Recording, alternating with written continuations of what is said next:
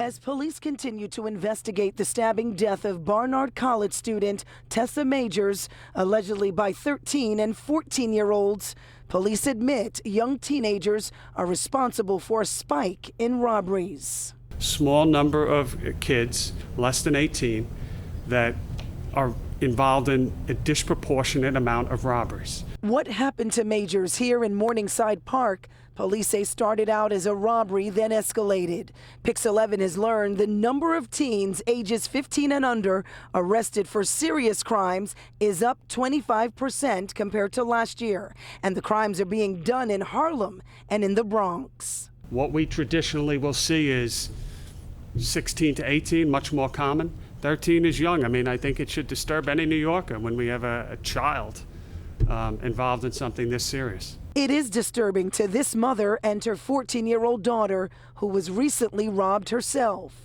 I was one of the victims. If it gets up to the point when you have to go on the street and steal from other kids, that's showing a bad example for other kids. The parents need to keep more track of their kids. I just hope they put more police out here to correct the problem so our kids can be safe.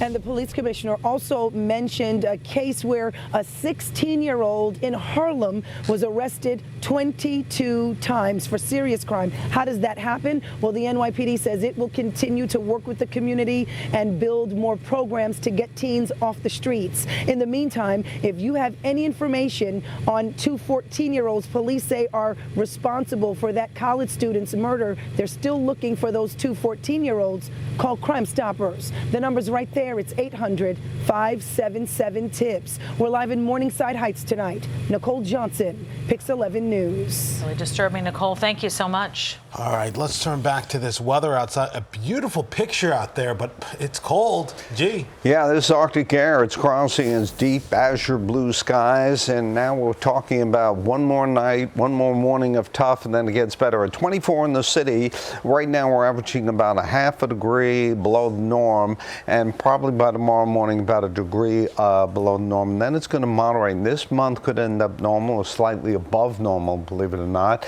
29 degrees wind chill factor by tomorrow afternoon. That's a big deal difference. So we'll talk about a 7-day forecast that has two key words, milder and the word dry, later on.